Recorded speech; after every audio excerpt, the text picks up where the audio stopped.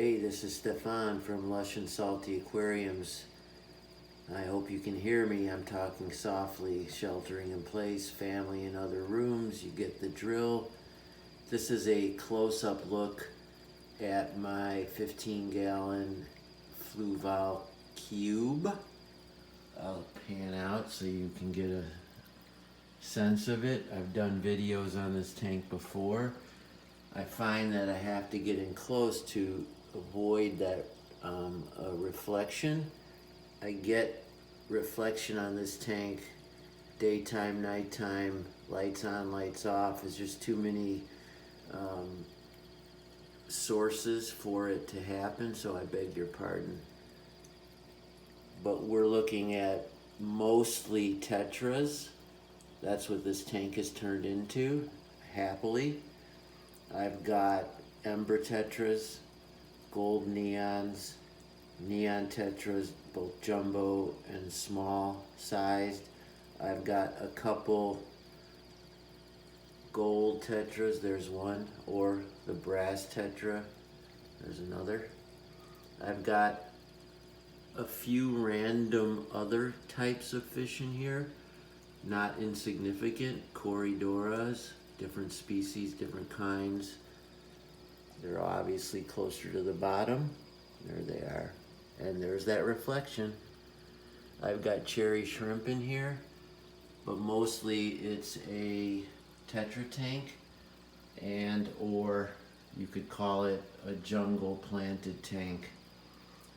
The jungle tank I've seen on YouTube gets mixed reviews, not this one in particular, but in general, because it's not really an aquascape, but it's more of a nature took its course scape. And you know what? I'm good with that. How could you not be good with that? I mean, it's sort of the point. I get a little bit, not frustrated or annoyed, but slightly put off by the super pretentious aquascapers that are out there dropping all their names of famous award-winning tank designers, and I think that's terrific, but for the vast majority of fish keepers, just aspiring to something like this and being able to achieve it is more than anyone could imagine. And there's one of my Siamese algae fish that just swam past camera. He's way too big for this tank, but when I put him in, they were tiny. They were put in to help with some of the algae that just finds itself on these leaves. They did a good job. They continue to do a good job, but they got huge. However, there's no way in hell I could get them out of this tank. And since they're not uprooting anything or displaying any signs of disease or rot or fatigue, they're just in here, fat and happy. Now, let's go deep in and see what we can discover. It's a dark and cavernous bottom, which is where the Corydoras like to reside. And I'm gonna find some, there you go. Boom. There's a couple right there. Whether they're mating in here or putting eggs on wood or glass, I cannot tell. I see these eggs, but I'm 99% certain they're from my nearite snails, which, as most of us know, will lay eggs in fresh water but need brackish to salt water in order for them to actually hatch into babies. So that's the blessing and curse of a nearite snail. They're beautiful, they clean algae well, and they can't reproduce like other snails, but they lay these really hard to remove white cyst-like eggs all over the glass.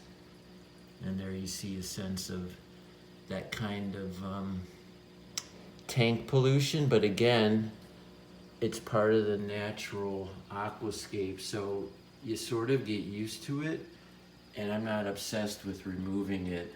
I guess I get both arguments in terms of pristine, perfect aquascapes, but you know where I lean, both my heart and my head. It's just simply, I mean, my heart loves the natural scape, but my head also realizes it's pragmatic not to obsess over that. And I do have some aquascapes that are more in keeping with the high-tech versions, but I'm somewhat moving away from that in my own passions. I mean, here's a peek at a major jungle. I just did a video on this tank. And so I really dig plants, and I like the ones that grow and not the ones that you have to struggle with. I do not mind using CO2. I think that's fun. It's not a pain in the ass for me, but honestly, these plants would grow pretty damn well without it. Crypts, Java fern, more crypts, more Java fern, some Anubias. Those are the big three in all my tanks, and in this one in particular. Anyway, that's it. Until further review, always keep your hands in the tank. Ciao for now.